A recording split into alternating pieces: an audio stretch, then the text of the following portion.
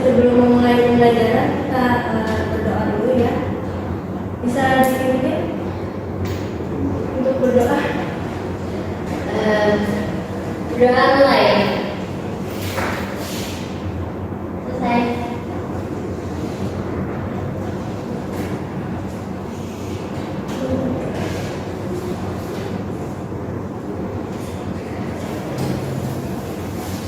Baik, assalamualaikum warahmatullahi wabarakatuh. Waalaikumsalam warahmatullahi wabarakatuh. Gimana kalian kabarnya? Baik. Alhamdulillah.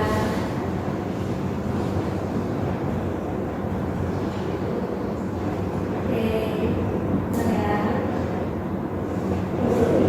saya bisa tolong nyalain fokusnya?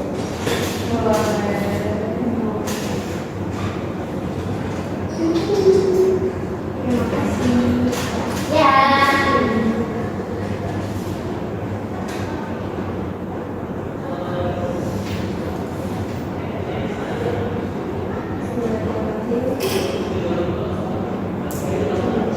Ini ada ceramah ya. Ya.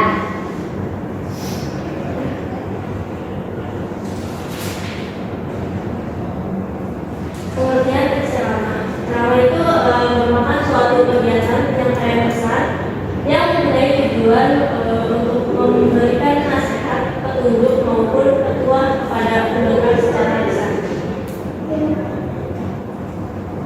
Yang mana pendengar bisa berarti siapa saja, masyarakat luas atau khalayak. Lalu ada ciri-ciri teks ceramah. Yang pertama itu ceramah disampaikan oleh seseorang yang memiliki keahlian dalam bidang atau disiplin ilmu tertentu. Yang kedua ada memiliki struktur yang lengkap terdiri atas pendahuluan, isu, penutup. Lalu yang ketiga isi ceramah sesuai dengan kegiatan yang ada. Yang keempat isi ceramah harus objektif, jelas dan benar. Yang kelima, isi ceramah tidak akan menimbulkan pertentangan di masyarakat. Dan yang terakhir, bahasa yang digunakan di ceramah itu mudah dipahami oleh pendengar.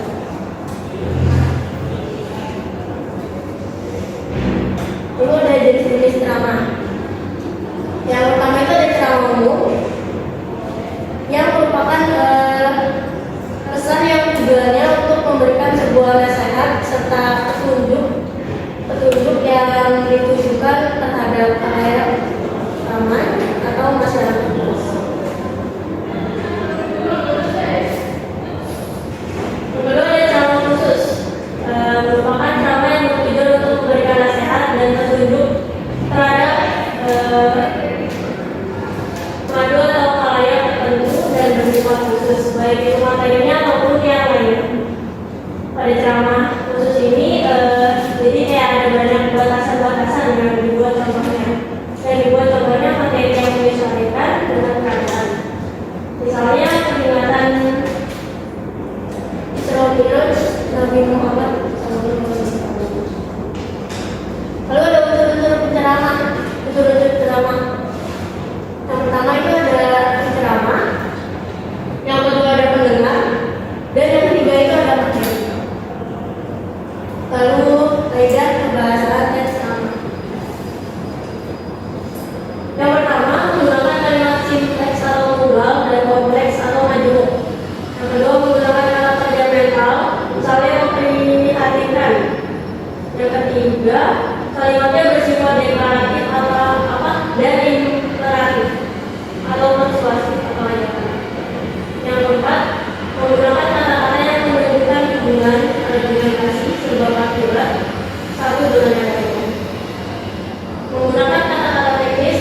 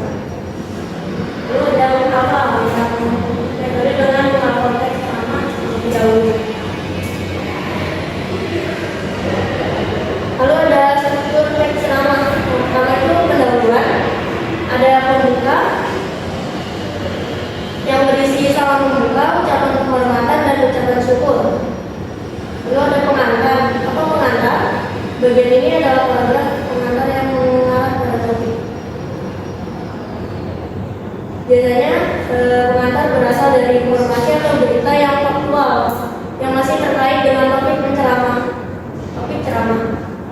Lalu yang kedua dari isi ceramah. Berisi inti, yaitu berisi paparan dari penceramah, pandangan umum, ilustrasi dari materi yang disampaikan. Lalu gagasan, berisi ide besar yang ingin disampaikan kepada pendengar. Lalu ada penutup, berisi simpulan, ucapan permintaan maaf, dan salam penutup. Lalu teknik dalam berceramah. Yang pertama itu adalah lafal, yaitu cara mengucapkan kata atau bunyi bahasa. Tidak terkadang penceramah dalam melafalkan kata atau bunyi bahasa dapat mengurangi pemahaman pendengar. Kedua ada intonasi atau nada adalah naik turunnya maju kalimat. Lalu sikap tubuh seorang pembicara besar pengaruhnya terhadap suasana dan tanggapan para pendengar.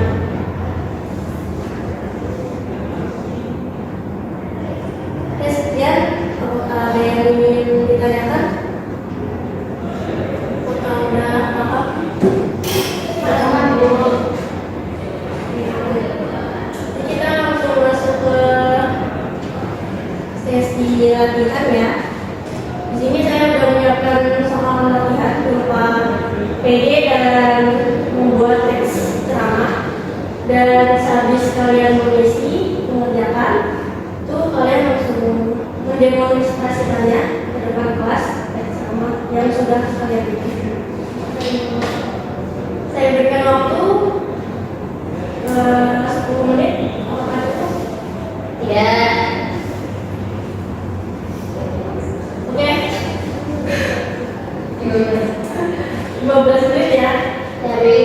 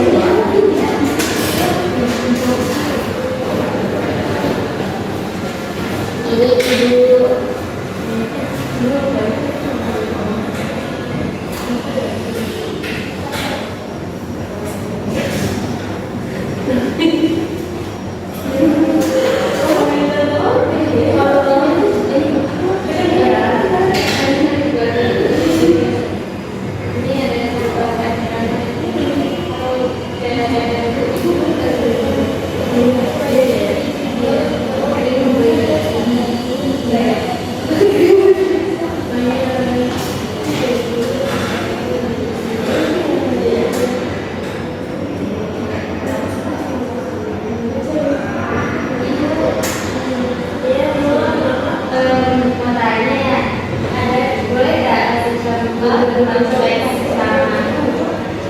Oh iya, maaf ya, ini saya lupa contoh teksnya. Ini ada contoh teksnya. Oke, Guru.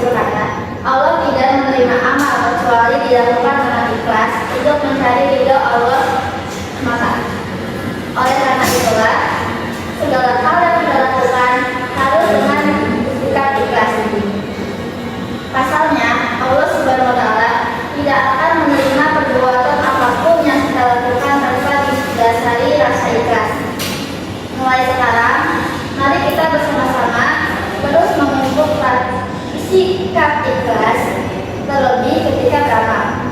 Tanpa buruk pamrih, biar Allah SWT yang menilai segala yang kita lakukan. Ingat selalu kata kuncinya adalah ikhlas. Demikian selama saya pada hari ini, semoga saya dan teman-teman sekalian bisa mengambil makna dari sana dengan mengintegrasikannya di dunia nyata. Wassalamualaikum warahmatullahi wabarakatuh.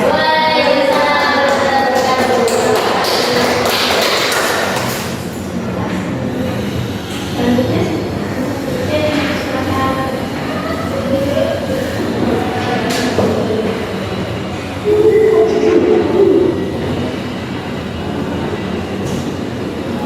Assalamualaikum warahmatullahi wabarakatuh. Syukur alhamdulillah sampai saat ini kita masih diberikan kesehatan oleh Allah Subhanahu wa taala sehingga kita semua dapat berkumpul dalam channel ini. Salawat serta salam tak lupa kita haturkan kepada junjungan kita Nabi Muhammad SAW. Semoga kita semua mendapatkan syafaatnya pada akhir kelak. Hadirin yang dirahmati Allah Subhanahu wa taala, pada kesempatan ini izinkan saya bercerita mengenai pentingnya menuntut ilmu. Tentu kita sadar dengan yang pengetahuan kita akan mendapatkan pemahaman. Salah satunya betapa pentingnya menuntut ilmu sebagaimana telah diberikan contoh Allah melalui firman pertama yang kedua, bahwasanya Allah mengajari Nabi Muhammad SAW untuk membaca. Surat Al-Mujadalah ayat 11 juga menerangkan kepada kita tentang kedudukan orang yang menuntut ilmu. Allah akan meningkatkan derajat orang-orang berilmu. Tanpa ilmu pengetahuan, kita akan buta dengan apa yang ada di sekitar kita.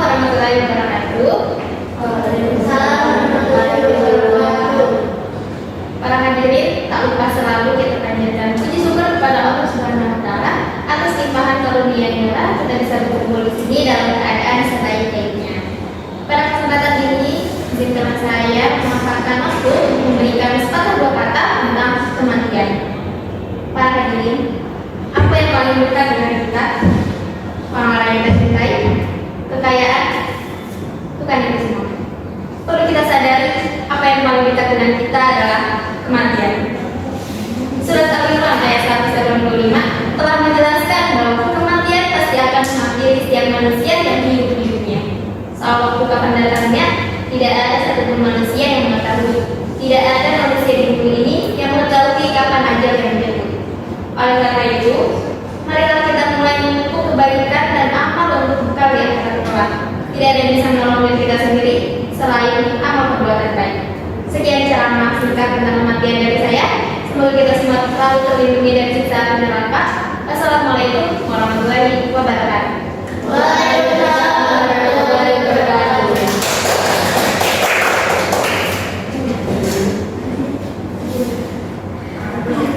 Mungkin semuanya udah jahit ya.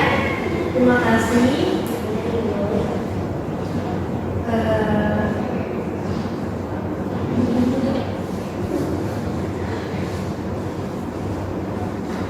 Ini dari hasil yang kalian kerjakan dan udah berani maju ke depan, saya apresiasi.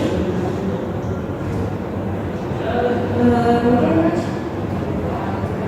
sekian pembelajaran hari ini. Saya mohon maaf bila ada kekurangan atau kesalahan kata. Dan semoga kita diberikan perlindungan oleh Tuhan. Dan terus semangat. Kita akhiri pembelajaran hari ini.